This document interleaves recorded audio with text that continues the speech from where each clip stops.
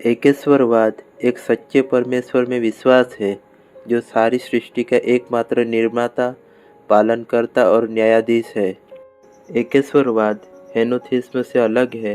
हेनोथिस्म सर्वोच्च परमेश्वर के साथ कई और दूसरे देवताओं में भी विश्वास रखता है। एकेश्वरवाद के लिए बाइबल में कई सारे तर्क हैं। व्यवस्था विवरण 4:35 में बाइबल बताती है, यह सब तुझको दिखाया गया इसलिए कि तू जान सके कि यहोवा ही परमेश्वर है, उसको छोड़ और कोई है ही नहीं। व्यवस्था विवरण 6:4 में बाइबल बताती है, हे इस्राएल सुन, यहोवा हमारा परमेश्वर है, यहोवा एक ही है। मलाकी 2:10 में बाइबल बताती है, क्या हम सबों का एक ही पिता नहीं? क्या एक ही परमेश्वर ने हमको उत्पन्न नहीं किया? वैसे ही नए नियम में भी एक परमेश्वर के बारे में बताया गया है। 1 कुरिन्थियों 8:6 में बाइबल बताती है, तो भी हमारे लिए तो एक ही परमेश्वर है, अर्थात पिता, जिसकी ओर से सब वस्तुएं हैं और हम भी उसी के लिए हैं।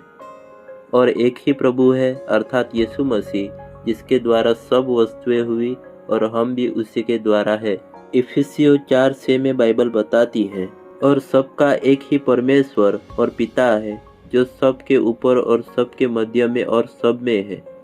कई लोग इस बात को नहीं मानते कि एक ही परमेश्वर है, लेकिन बाइबल हमें यह स्पष्ट करती है कि एक ही परमेश्वर है और सिर्फ बाइबल ही परमेश्वर का वचन है। बाइबल के पास सबसे विश्वसनीय और अलौकिक साक्ष्य है।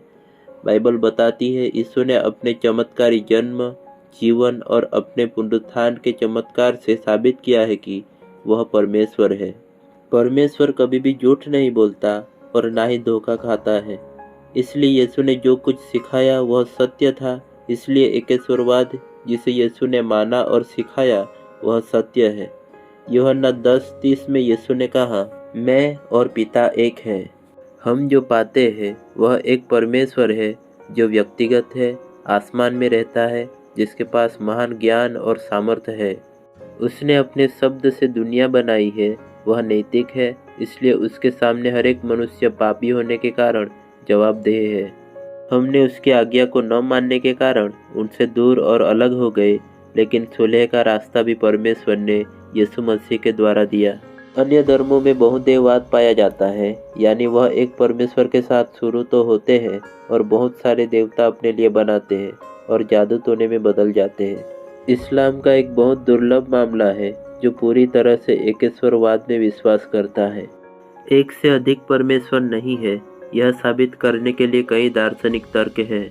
यदि एक से अधिक परमेश्वर होते तो अनेक सृष्टि के बनाने वालों के कारण पूरा ब्रह्मांड अव्यवस्थित होता, लेकिन यह अव्यवस्थित नहीं है, इसलिए परमेश्वर केवल एक ही है।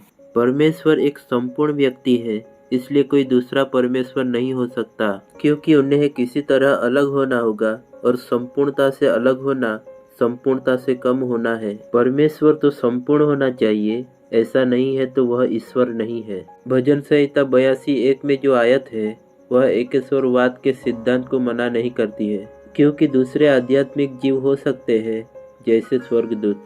हमें बस यह समझना है कि एक से अधिक परमेश्वर नहीं हो सकते। आमीन।